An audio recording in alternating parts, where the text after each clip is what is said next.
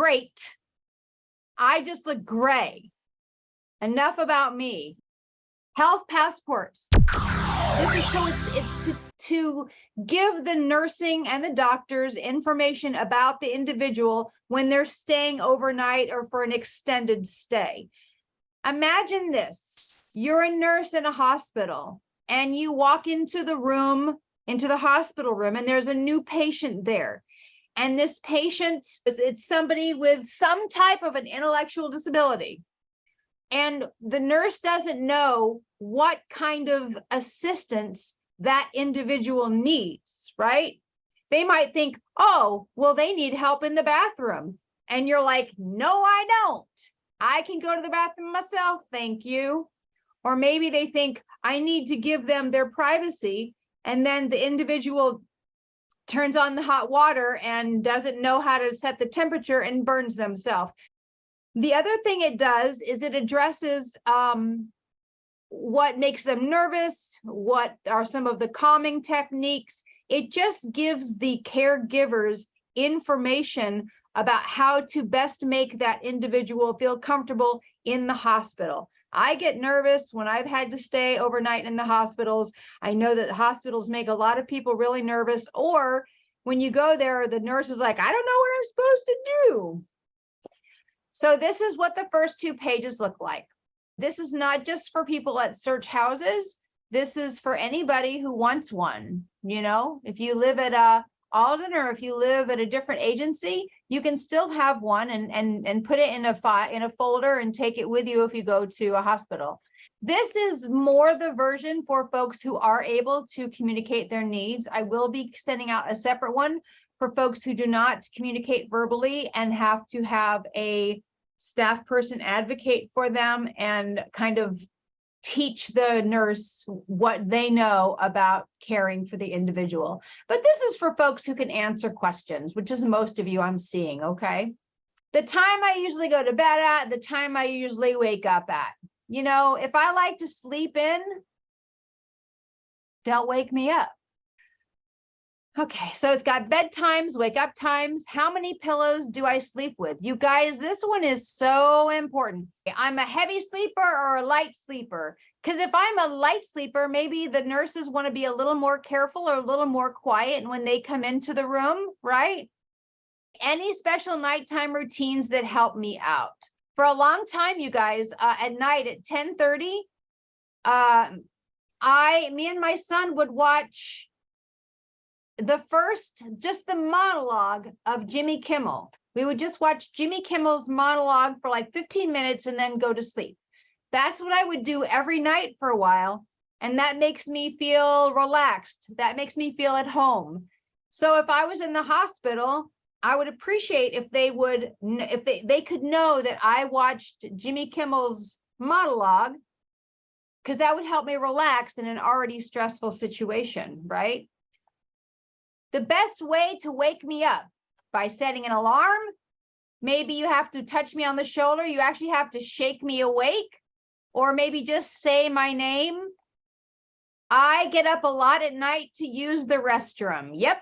Nope. I'll tell you something. Everybody's so different on this. I have traveled with a lot of you, and some of you get up 100 times a night. Some of you get up and go to the bathroom 100 times a night. Some of you never leave your bed all night. It's just a good thing to know if I'm a nurse in that room. Do I have a preference for gender of doctor? So maybe I would prefer a female doctor. Maybe I don't care. Maybe I prefer a male doctor. Now, remember, this is just your personal request. It doesn't mean they can always accommodate you, but it's good to know, right? Okay, what do I like to sleep in? Am I a nightgown sleeper, t-shirt and underwear, pajamas, something else? Now, here's a little pro tip. I would just suggest not sleeping naked in the hospital. Okay, fears. Some people have very specific fears in the hospital. Like maybe the white coats bother you, shots or needles, maybe those freak you out, stranger danger. which just says, please introduce yourself and show me credentials so I can trust you are there to help me. Sometimes when the doctors come in and they don't introduce themselves and they come right in and they start to work on you, that freaks some people out. Some people really don't like that. And you can say on there, hey, can you just introduce yourself? Tell me who you are, show me some credentials, and then tell me what's going to happen here, right? Okay, some more fun stuff. The meal time. Food I can't stand. No, I'm serious. I really can't stand it. If you try to give me beets, I'm not eating them, period. I don't care. I'm not eating them. I'm not eating beets. No. I don't care if you boil them, fry them, cut them up raw. No beets. Favorite food ever. No, I'm serious. I really love it. For me, it's hamburgers all day. Hamburgers for breakfast, lunch, dinner. That's my favorite. Okay, food allergies. Now look, the doctors, if they're doing a good job, they should have your paperwork, they should have your file, and they should know that you are lactose intolerant. But you are your own self-advocate, right? At the end of the day, you are like, it's your body. Like if they're like, here's some milk, you can say, look, nope, actually, I am lactose intolerant. I can't have this. Here is, gluten. I'm sorry, I'm gluten-free. See on my passport? Oh my God. Did you see that? All right. So, you should know what your diet orders are. You should know what you're allergic to. And you should advocate for yourself if somebody doesn't know that. So here's your diet and nutrition. Like if you have diet orders, again, the doctors should know this stuff, but you are your best advocate and you should be advocating for yourself. This is kind of like a fun section. The nurses can get to know your personality. Like, look, music, favorite group or radio station. Let's say you're an XRT or a classic dad rock kind of person.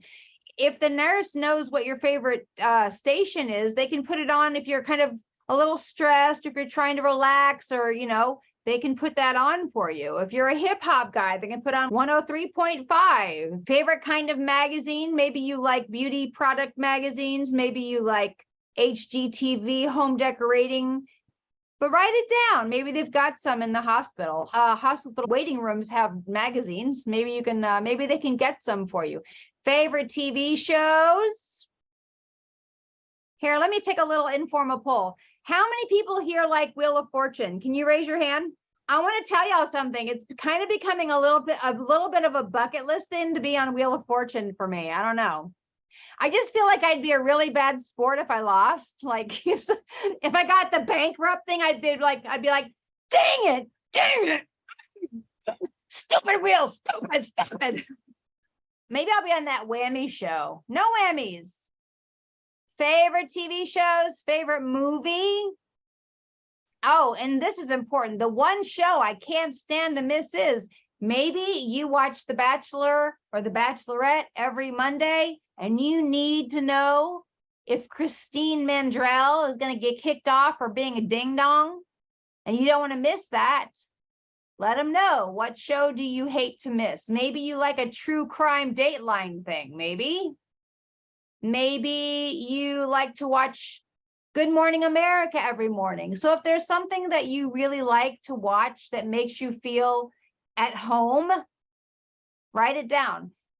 Maybe you watch a soap opera. Maybe you like Young and the Restless on CBS at 11:30 Monday through Friday. Maybe you know Nikki and Victor.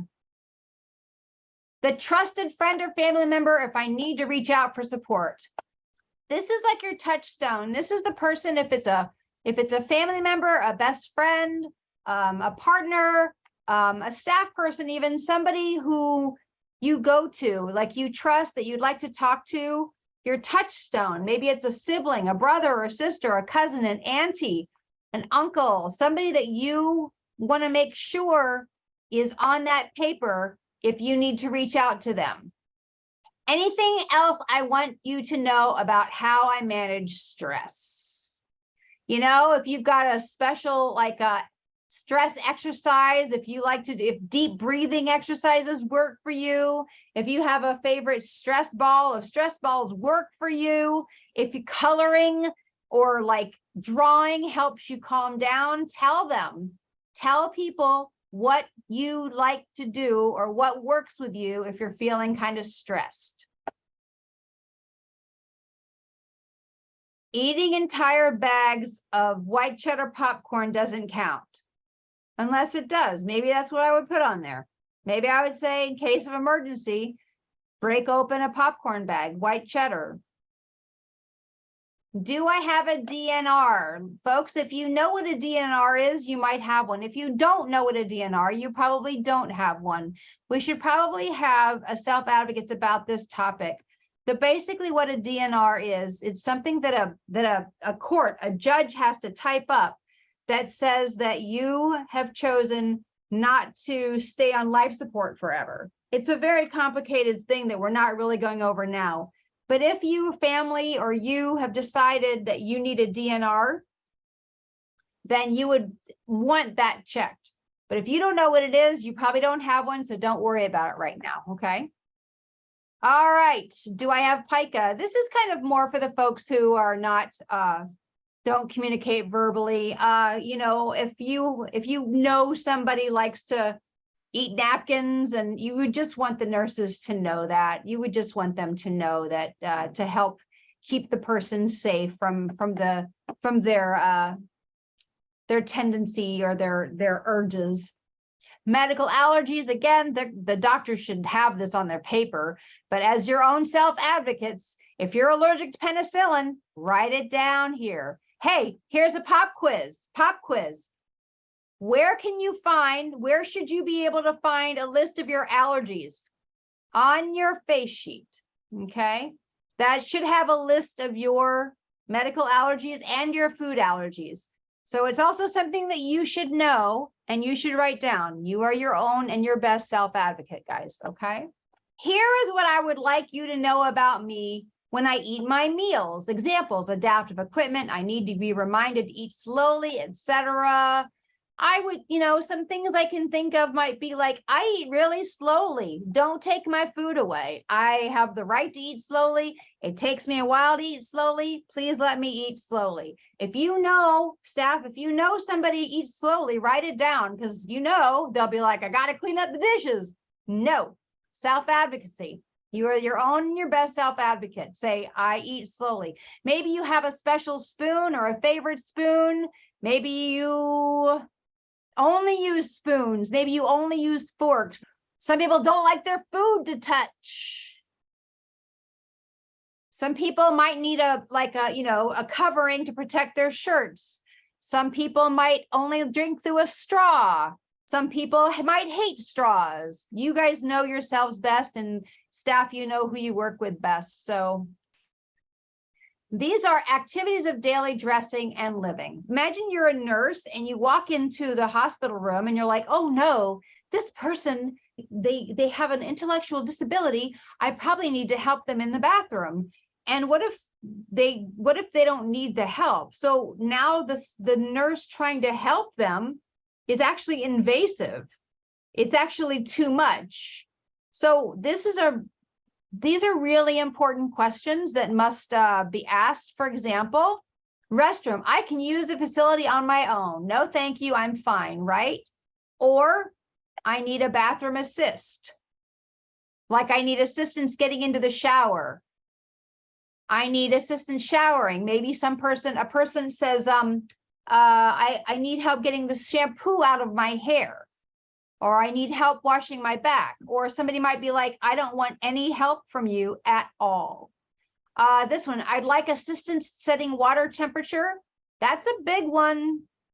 When we go on SFA trips, I always ask, do you need help setting the water temperature? Because I don't want to assume that you know, because some people can burn themselves very badly if somebody doesn't help them set the water temperature, right? Some people might need help getting into the restroom because it's slippery. Some people might need help getting out of the bathtub. Some people might not want any help at all. You get the picture. Staff at in day training, I know that you don't know some of these things. Please just help them answer what you know. This is a group effort, and there's other people that are going to help with this too. Okay, look, I wear pull-ups at all times. I wear pull-ups only at night. Somebody might not need pull-ups during the day, but they do at night. So, you know, you don't want to just put pull-ups on everybody, right? That's not cool. Only the people who need them. It can't be a solution for the convenience of the nurse. So if they only need it at night, they should only have it at night. If they don't wear them at all, they should not wear them at all, right? All right. All right. Do I need a raised commode? Do I need prompting? Do I need reminders to use the restroom? And then the last thing is something interesting about me, or something that I want you to know about me. This is more so that the nurses can get to know who you are as a person. Like I would say, I definitely want you to know that I have a 14-year-old son and a 9-year-old dog, and the dog's name is Munchkin. Maybe you want them to know that you've been to the Grand Canyon, or that you stayed at your sister's on weekends, or that you met a movie star once. I don't know, whatever it is. Maybe it's that you like to color. Maybe it's that markers are your favorite instead of crayons. Maybe you like to draw with charcoal. Maybe you won an award. And the pain in the butt thing is that I need a copy of these when you're done, be it you fax them to me, have Brian scan them and send them to me. These can eventually live in your All About Me binders, okay? Hey, thank you guys so much for being here. I will record this, and I appreciate all the staff getting the folks in front of the camera. Thank you so much for being here. I'll talk to you later. Bye, you guys.